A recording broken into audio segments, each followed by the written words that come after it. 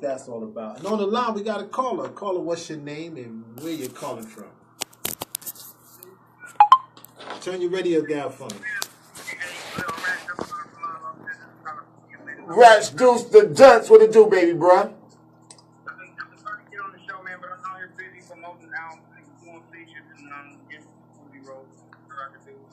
Respect. I'm proud of you, man. I want you to know that. I'm proud of you.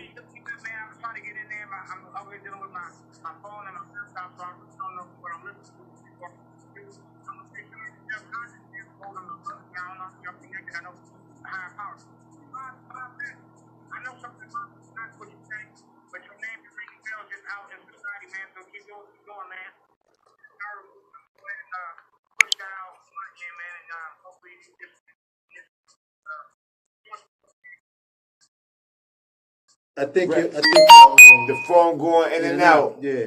But we definitely respect what you're doing, King. Indeed. Thank you, baby, bro, for calling in. Yo, if I'm not mistaken, he said, yo, your name is moving, the energy. People definitely seeing YMP radio. Respect. The energy is moving. So if I did translate my brother's language correct, I think that's what it is. And that's all the way from the West Coast, baby. That's Ratchet Deuce the Dunce, Little Ratchet. Indeed. We going. Do we got a caller on the phone or something? I don't think so. No. Oh, okay. We're going to lay it out for him tonight. You know, following up from our last episode. We going there right now? That's what we about to do? Yeah, we're going to go there right now. Hold on, let me set this up. Yes. Now, some of y'all might have been live and got dropped off, but we don't trip on that. We just get back to activities. Listen what I'm saying. Last week, we were chopping it up, and we told you that Jeff was introduced to a new life force, a new life source. And for the last couple of weeks, he's been working on the new father-daughter sling. You dig what I'm saying? So today we're gonna find out some results. I know that later, yeah, we about to find out some results. Let's just get to it. Maury, can you bring out the envelope, please? What's going on right here? Hodge, talk to us, man. Last week, like you said, we definitely brought it to the attention of the people. Just this lovely experience in fatherhood has come from another perspective, if you will. And okay. It's been an interesting journey, to say the least. And a young lady and I, who will be joining us tonight, by the way. Okay. We created a very special bond, and based off the information and the situation, you know, we moved in the direction initially that we both were in tune with, if you will. And we did the DNA test, and we got back the results. It wasn't good. It wasn't good. Now, hold up now, because results can sometimes be in error now. When you say it wasn't good, do you have a definition for wasn't good? Nice question. Definitely the fact that humans involved is always subject to some type of error. Oh, definitely. But other than that, unbeknownst to, you know, the fact of how it was handled and things of that nature, you know, we kind of, you know, don't agree with the outcome. So what we did was we reached out to our family member who will be also joining us tonight, Frankie Lynn Hines. Frankie Lynn Hines? Yeah, so she's going to give us some great insight and break it down for us so that we can understand it more or less in layman terms when it comes to all the processes there is when it comes to DNA testing and the difference that you may come across, because the possibilities of a negative being actually a positive is real. That's what was crazy to learn, and also what was anticipated, because again, we don't feel like those results were accurate. So are you telling me that our family member, the professional nurse, Frankie Lynn Hines, has taken an opportunity to help you translate this possible error a little better? Is that what is that what we're gathering here as a family right now at Indeed. Young Men's Perspective Radio live on Eliab? Is that what we get? Indeed. All right. Do we got a caller on the line? Yes, we do. Caller, you on the line. Please state your name and where you calling from. Who we have on the line? State your name and where you calling from. Frankie Lynn Hines. Nurse Frankie's in the building, ladies and gentlemen. Can we get an applause for Nurse Frankie in the building? Yeah, there we go. There we go. Yeah, Frankie Lynn Hines in the building, the owner of the Paternity Services of Ohio, here to share some light on this here situation. Drop your jewel. Oh, wow. So, listen, listening in, I thank you for allowing me to come on the show and bring some light to all of this. You and your daughter had a paternity test, and was this considered a legal or non-legal test? I just want to make sure our audience understand what's going on.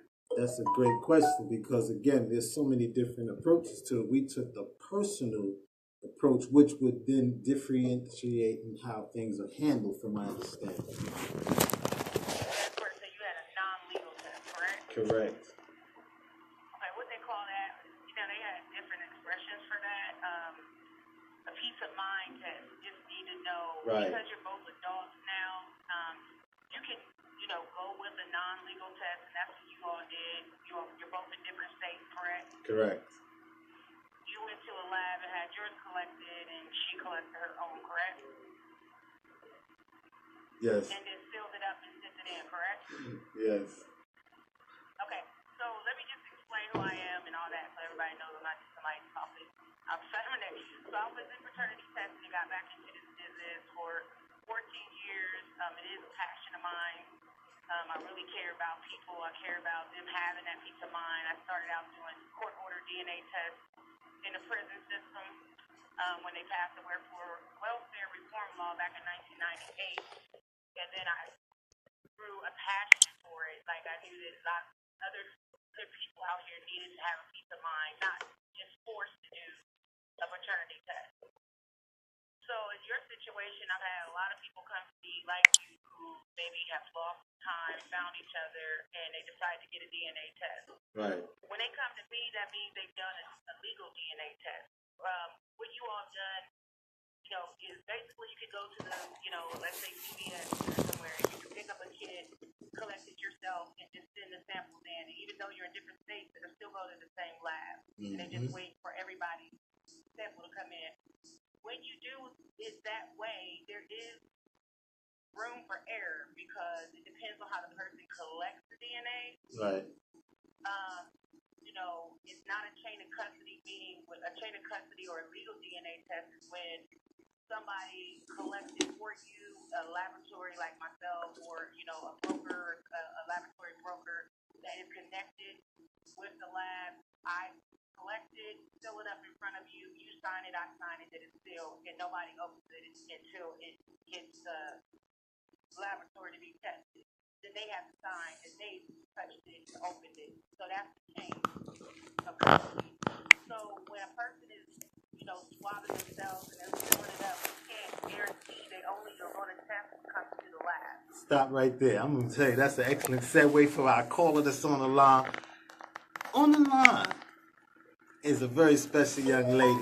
Who is on the line that is so special? Who is running around swabbing herself? Oh, little swabbles. Who's on the line? Talk about it. Hello? Yeah. Hello. Who do we Hi, have? how y'all doing? All right. This is LaTwan, Jeff's daughter. Yeah, how you LaTwan? doing? Mm-hmm. Jeff's daughter. There you go. What? What up, LaTwan? Hi, how's everything? All right. You are officially live on Iliad. Live. So how you doing? I'm doing great. I'm doing very, very well. Thanks for asking. You want to share with my listeners what this experience been like for you? Oh, Lord. This experience been completely overwhelming. In the sense that, 2 weeks ago, my life was completely one way as far as good, in a sense. And 2 weeks later, it's completely changed for the better in my eyes from what I saw. Wow, that was dope. What I experienced this past, week or so. Nah, that's real. But everything happens for a reason. That's what I, been accustomed to, going through my life, and, and experience and seeing different things as they unfold. So everything just don't happen for no reason. Not at all. We're here for our own purpose reasons, hopefully good, something bad, if they, you to falter by the way, shape, or form. But in this sense, like I said, my experience I've been going through has been nothing but blessing experience. So, so let me ask you something real quick, baby Cuzzo. Let me ask you something. This your big Cuzzo Digger Dame Lee. Let me ask you something. You said, I'm well, I'm well. Welcome, welcome, welcome. You are officially on YMP Radio, iHeartRadio, Worldwide Radio Network, baby. So let me ask you this. When you say that you're used to it as far as the changes in your life, what would cause for you to say such a thing? Like what are you used to about the changes in your life right now? What am I used to? Yeah. What do you mean by that?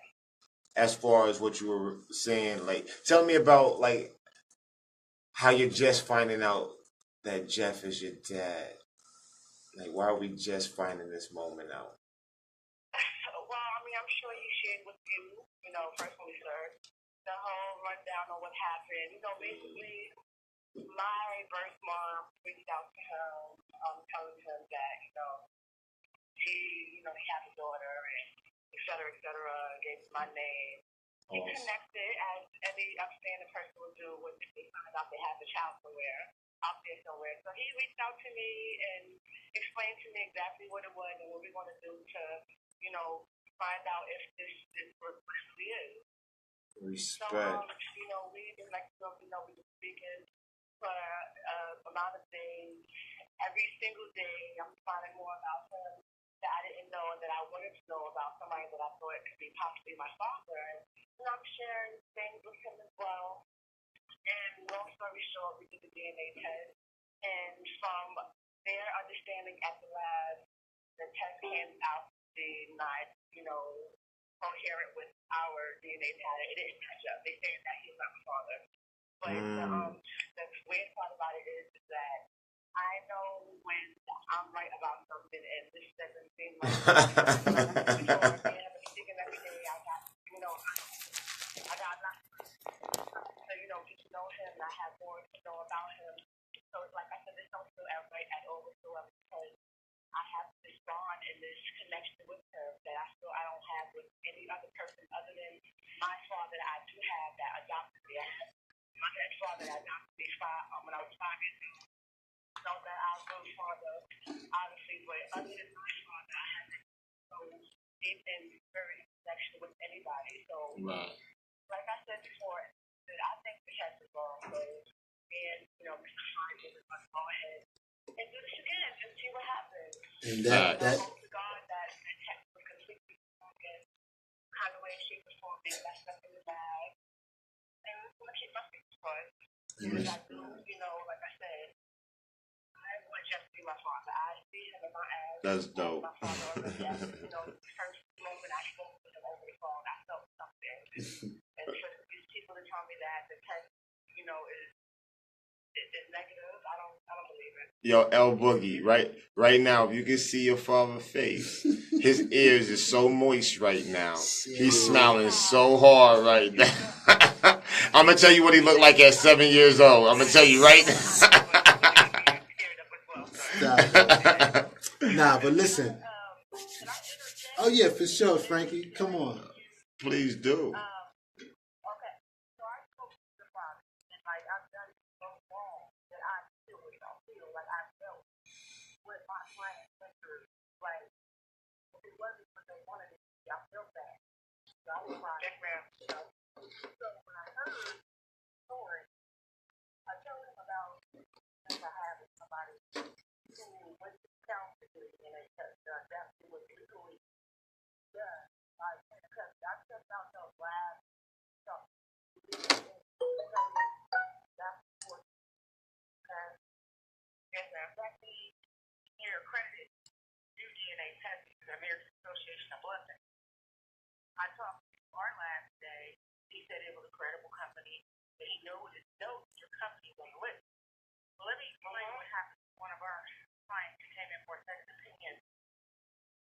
They were so sure, like young stories, and I've had stories like this before, where people would come in and they just got united and they've heard the story and experience, and sometimes all the details may not be in that story.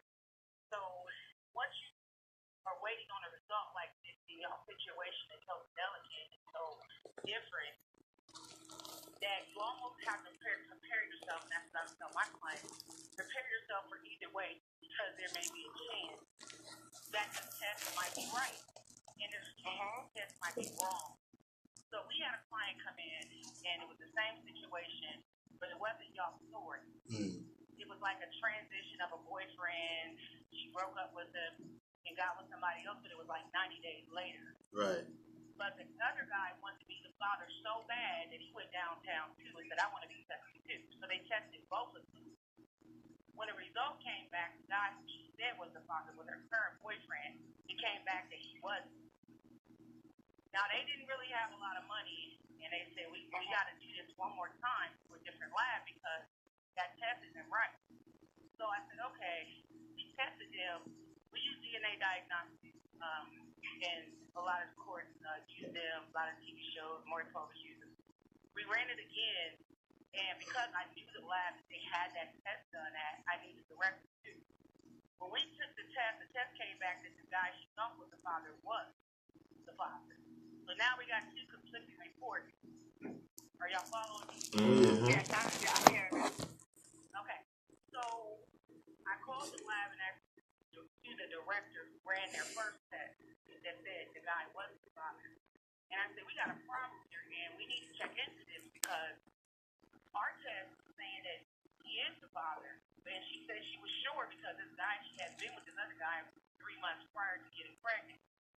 So now we need to figure out what happened. Can you look into it? So she looked into it and came back and told us that there was a type error, meaning when they typed up the report to include or exclude the guy, they typed it up wrong. So basically they had to change the report. But see, this was a really sticky situation, and thank God that I used this other lab because they were able to call the county and have them change their report, send them the revised report and all that, because they were going to make them go to court for this, and they didn't have the money to do it.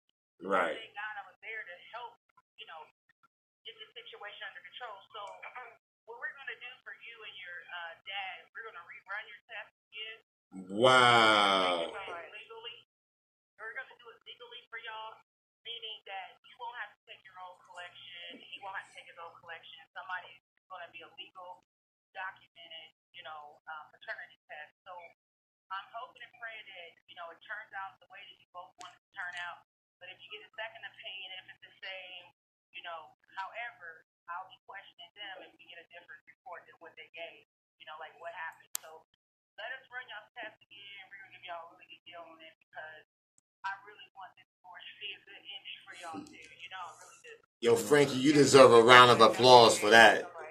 You deserve a round of applause for that. Oh yeah, definitely. Of course. It's your stage. It's your stage. Yeah, thanks so much. I would like to highly commend Jeff Hodge as being the person that actually stood up. Man. My birth mother hit him up, telling him something about him having anything out here. He automatically called me, stepped up, but being basically what a father is supposed to depict. Right. Like I said, uncommon. He was lovable as far as, wanting to know more about me and actually telling me more about his recent years and just trying to build this unbreakable bond that we created. And most Dope. they usually when a person will come years after and tell him that, the child that I told you that was once yours, I told you she wasn't, is now yours again. They would have completely backtracked. And I do respect them for that because most men out here wouldn't do that. They wouldn't take on another responsibility that they don't have to take on. And you are absolutely correct. I do love him and respect him for that. And Jeff Hodges, he deserves a round of applause for being one of the dopest melanated brethren on the planet. This is the definition of a professional father right here, ladies and gentlemen. Young Man's Perspective, live on Ilya. Go ahead. Also, I told her, we already spoke about this prior. Either way, the test results come out again after the second test. I'm still going to take his last name because he was once in my life from birth up until whenever decided to, go the route that she was acting. So regardless of what the test results is, I'm still going to take his last name. That's dope. Be a part of his life. That's dope. Congratulations. Happy Family Day. Happy Father's Day, Jeffrey. Nah, that's real right there. The Hodge. That's real. That's dope. Yeah. Congratulations to both of you. Yeah, so we looking forward to you touching down when we get to the A, so we can definitely move this needle forward. Yeah, it is. Get past this moment in time, you know? Mm-hmm. Oh, it was so nice. Repeat your name again. My name is LaTwan Jackson Black. That's my name currently, but when it gets changed, it's going to be LaTwan Hodges Black. Black is my parents that adopted me 25 years ago last name. So Respect. I'll have a hyphenated last name. It might have to be Black Hodges. Black Hodges. No, Hodges Black because his name. That is fact. Hodges Black. Hodges Black. Nah, no pun intended. Nah, I appreciate you. That means a lot to me. Yes. That's dope. Yes. Hey, I got a good story for y'all, and I'm going to let y'all know because I know we're getting ready to wrap this up. All right, first story? No, go ahead. Give it to us. Okay. I had a couple come in. They were married. The guy got pregnant. Father, now they both moved in. And we tested the baby. And they were married and got back together and reconciled, and he wasn't the father. So, but they stayed together. Listen. 6 years later, they came back again.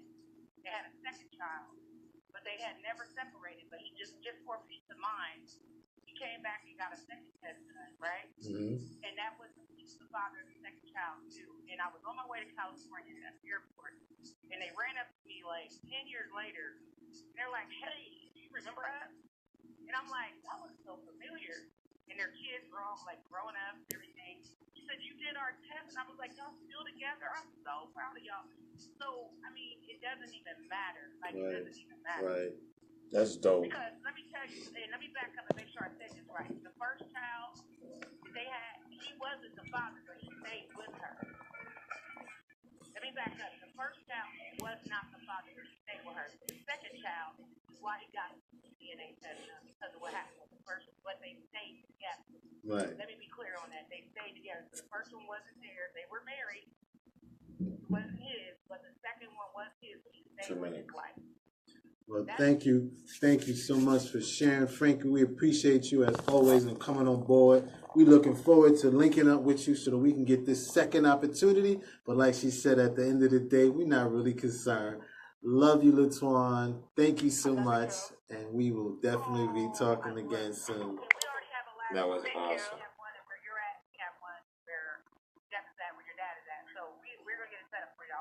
Definitely. We're going to get it. Thanks for calling in, guys. All right. You're listening to Young Men's Perspective Radio. I'm your host, Jeff Hodges. And I'm your man's Digger Dame Lee, a.k.a. Poppy Rossi. We want to give a big shout out to our special guest came in the building tonight to rock out with us, Mr. Bob Mackey. Continued success to you and all you do here and around the country, empowering us. And salute to